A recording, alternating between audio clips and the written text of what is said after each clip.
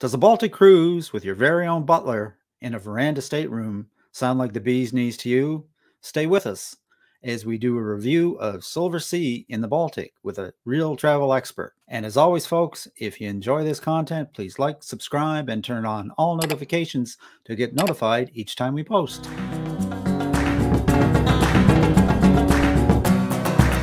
My special guest today is Barbara Young, owner of Cruise Holidays of Port Coquitlam, located in Port Coquitlam, BC. Barbara and her team of experienced travel advisors have been designing custom cruise and land vacations for satisfied guests in BC and across the country since 2009. Hi, Barb. Welcome to RTE Travel Talk. Thanks, Ken. Nice to see you today.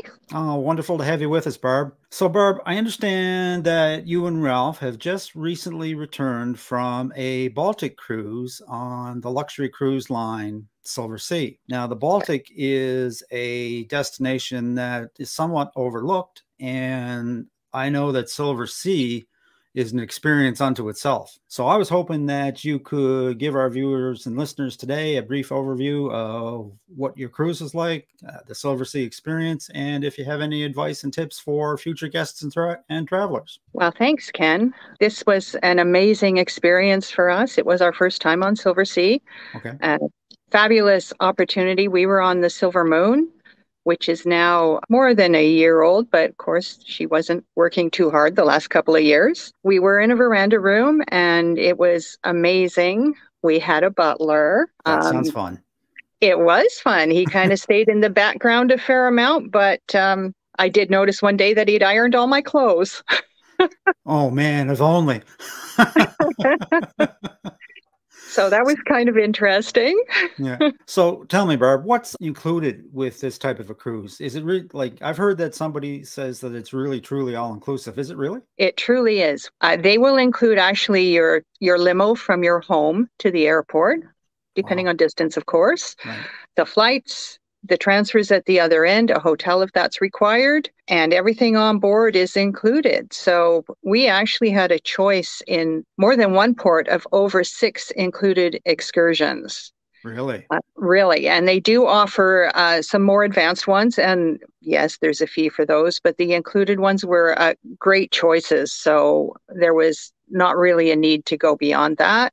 Obviously, it includes wine and beverages as well. It included all of the beverages that we needed, specialty dining of all kinds. They do have, again, they have a couple of restaurants that they do charge a fee for that include a little more special kind of things, dancing, entertainment, and stuff like that. The regular fine dining was amazing. Really? So tell me, what differentiates Silversea from, say, for example, just a regular cruise line, Royal Caribbean or Celebrity? Silversea offers a small ship experience, very luxurious. They actually have 2 different types of cruises. They have expedition cruises that are very small ships, right, as small as 100 passengers. Right. And the ship we were on carried a little under 600 passengers, and we were at 90% capacity. There was not a lineup for anything, ever. 600 passengers, that's not a large ship. No, it was a small ship, and she is stunning. So it makes for an intimate experience, I'm sure. It does, and it was, in spite of being a small ship, because there's so few passengers, we rarely saw a lot of people anywhere. There was always room on the deck, always room if you wanted a chair or a lounge. It was fabulous. Wow, wow. Now, you said you were in a veranda stateroom. Are there veranda staterooms and balcony staterooms and insides and suites just like the larger ships? Or is it like I've heard in some cases that they have such a thing as all suite ships? So this particular ship had a few ocean view rooms. Okay. And then the rest were veranda and above. And we had a walk-in closet, separate tub. It was amazing. Was your stateroom a good size, Barb? It was an excellent size. Lots of drawer space, probably the most storage I've ever seen on a ship. Wow, amazing, amazing. It was great. I see by your travel photos that dining must have been a highlight, because there's a lot of pictures of really great looking food. I was just drooling. Tell me about the dining on board. Dining was also amazing. Again, we never waited. We did not make reservations anywhere. Okay. But we never waited. We walked up and we were able to get in right away. They have a variety of different dining. They've brought in something called S.A.L.T, Right. sea and land, and it was amazing. They also have offer a cooking class Okay. that's based on that. So also very, very cool. So you took part in the cooking class? We did. And, I don't cook. So yeah, that was fun. So, all right, now tell me here, was it you or was it Ralph that was learning to cook? No, it was me. He was there. He did the cooking. I just watched. Right on, right on. In looking at Silversea, how would you rate the entertainment on board? Like, or actually, what type of entertainment could you expect on the size a ship the size with 600 passengers? We actually had mostly singers, dancers, etc., Right. that type of thing.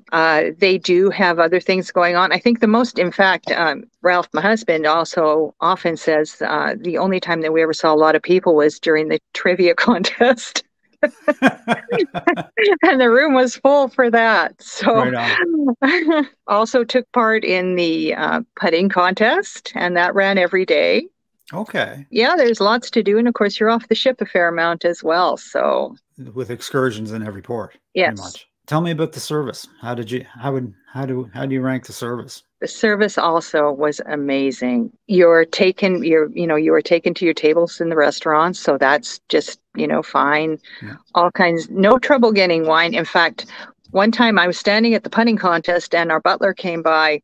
He was unable to bring a bottle of wine that we had asked for to our stateroom until later that day. So instead, he just ran off and got me 2 glasses of my favorite wine and brought them back to me standing at the putting contest.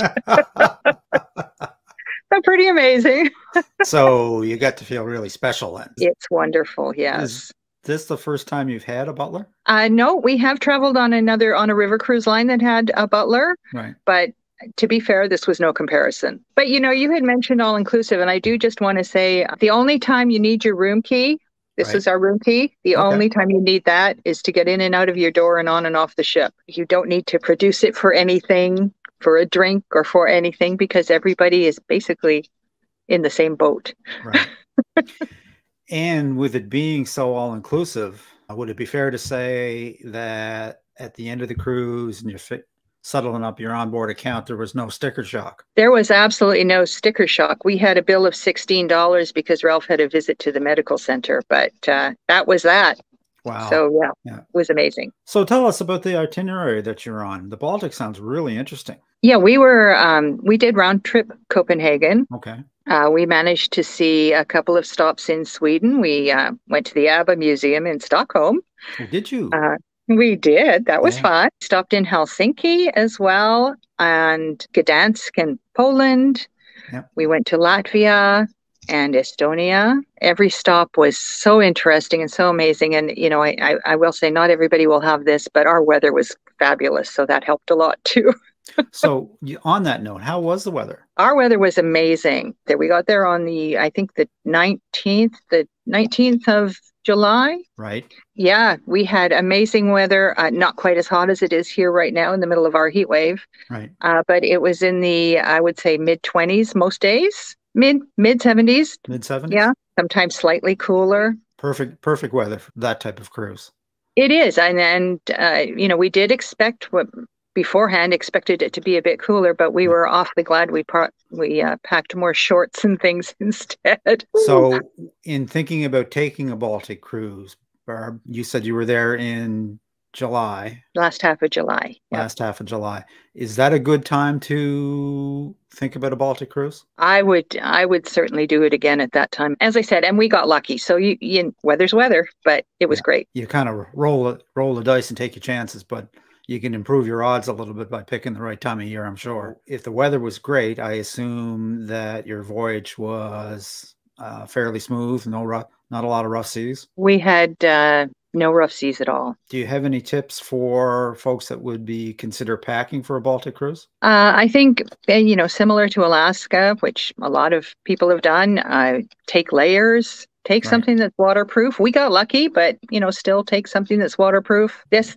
trip was not as full of churches and cathedrals, as many in Europe are. So Okay. the head covering, et cetera, we're not that big a deal. The ship, of course, is very free with handing out bottled water. We were using sanitizer everywhere, and that you just pick up on your way off the ship, not a big deal.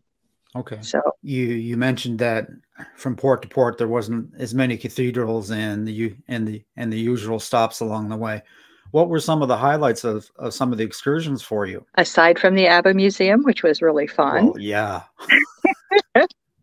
we had a great city tour in Riga that included a canal trip on a Okay. smaller boat. Gorgeous, gorgeous city. The people that we met everywhere were wonderful. In Poland, we went to the Solidarity Museum.